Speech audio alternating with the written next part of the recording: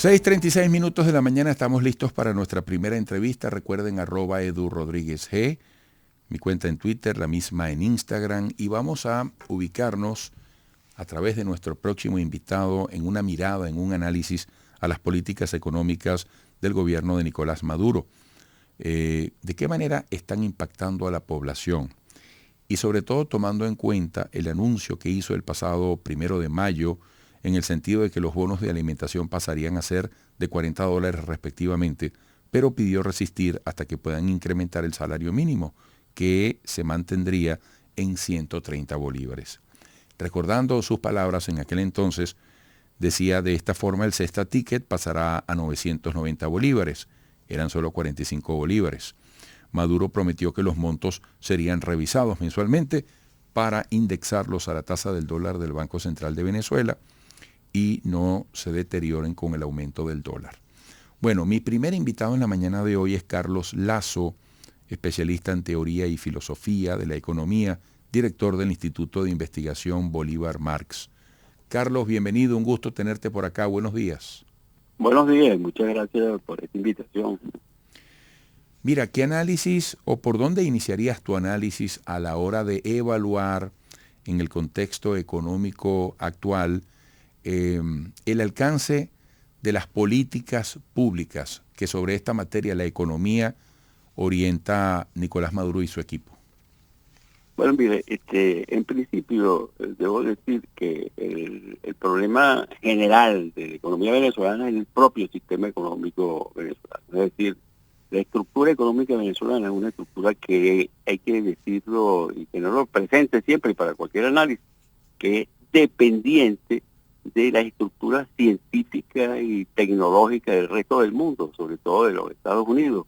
Eso significa que Venezuela siempre tendrá que importar todo lo que son los bienes de capital, de material, bienes de capital, maquinaria de equipo y materias primas. Pues es un elemento esencial que marca la economía venezolana.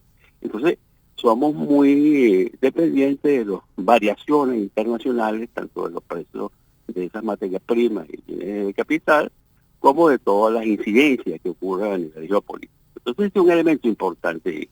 En segundo lugar, en Venezuela la estructura económica siempre ha permanecido igual, pues, y entonces no ha habido ningún cambio fundamental que cambie esa estructura. O sea, que no se ha desarrollado política para el desarrollo de eso, ni desde el punto de vista de la burguesía venezolana, ni desde el punto de vista del Estado venezolano, pues el desarrollo pues científico-tecnológico de materias primas y bienes de capital.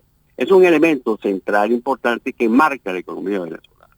En consecuencia, todo está sujeto a eso. Ahora, esa política que desarrolló el gobierno el 1 de mayo, ese anuncio, que lo que ha hecho es bonificar el salario, es decir, ha desarrollado una política en la cual el 90% de los ingresos de los trabajadores es bono. O sea, los trabajadores siempre están esperando el bono para tener sus ingresos y poder entonces establecer una relación en la economía en la cual puede comprar todo lo que es bienes y servicios para su mantenimiento. Entonces, es un elemento que va en contra de los intereses de la clase trabajadora.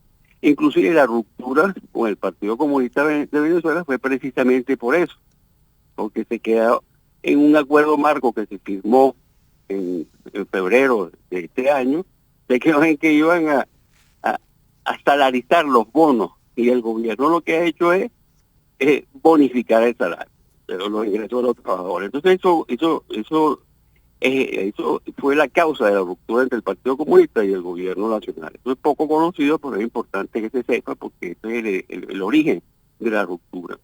Ahora, la política económica que ha desarrollado el gobierno actualmente, lo que ha hecho es liberalizar la economía e incrementar el desarrollo de los precios, porque al liberalizar la economía, los empresarios pues incrementan los precios de la manera en la cual ellos necesiten para mantener sus ingresos en una economía inflacionaria, mantener sus beneficios pues en una economía inflacionaria. Eso significa que eso va en detrimento de la cantidad de trabajadores a nivel de salario. ¿Por qué?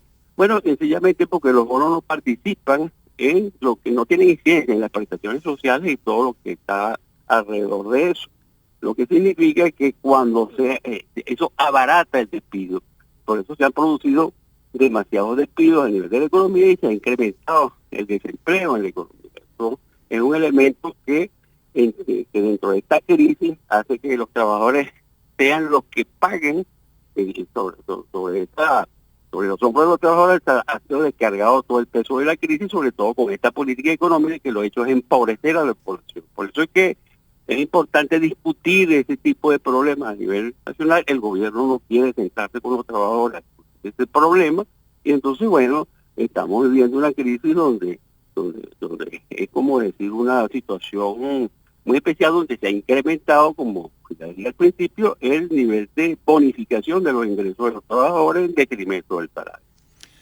Amigo, estamos escuchando a Carlos Lazo, especialista en teoría y filosofía de la economía, director del Instituto de Investigación Bolívar Marx. Qué interesante esa dualidad de conceptos que manejas entre el salario bonificado y los bonos que deberían, digamos, salarizarse, ¿no? Ahora, ¿qué papel juega en todo esto, Carlos, la realidad actual de la moneda en Venezuela? La llamada, entre comillas, dolarización, el deterioro del bolívar. Y en medio de esto también, bueno, el deterioro de los ingresos del Estado venezolano, procedente básicamente de la situación de la industria petrolera y amén de todo lo que tiene que ver también con las sanciones, ¿no? Claro, pues es uno de los problemas básicos. Es decir, aquí veníamos ante las sanciones hasta el año 15, en 2015. Había todo un proceso desde que había comenzado una crisis, la cual se agudizó con esas medidas coercitivas del imperialismo norteamericano, que son presiones para derrocar el gobierno. Esto es otra cosa que hay que tener en cuenta en cualquier análisis. Eso ha profundizado la crisis que venía desarrollándose. Entonces, esa relación que se está estableciendo realmente con el resto del mundo, que aparece inclusive mediada por esa crisis en la cual es decir, no se deja vender petróleo, el petróleo venezolano a los antiguos clientes de la Unión Europea y Estados Unidos fundamentalmente. Bueno, hace que se profundice esa crisis, porque al limitar los ingresos producto de esas exportaciones petroleras, porque tenemos que recordar que el 98% de las exportaciones de este país es la que producen los dólares para poder importar y mantener el aparato productivo venezolano. El aparato productivo privado fundamentalmente se hace sobre la base de esas exportaciones petroleras, y el valor de retorno de esas exportaciones petroleras es lo que va a permitir las importaciones de materias primas y bienes de capital de la empresa privada venezolana. Al limitar las exportaciones petroleras y disminuir los ingresos petroleros, por supuesto, se profundiza la crisis venezolana de la manera más, como lo estamos viendo, pues. Es decir, se produce el desempleo, se produce toda esa cantidad de disminución de los ingresos de los trabajadores, etc. Y el gobierno, bueno, ha hecho esta política para contrarrestar ese bloqueo, el bloqueo el bloqueo al cual estamos sujetos.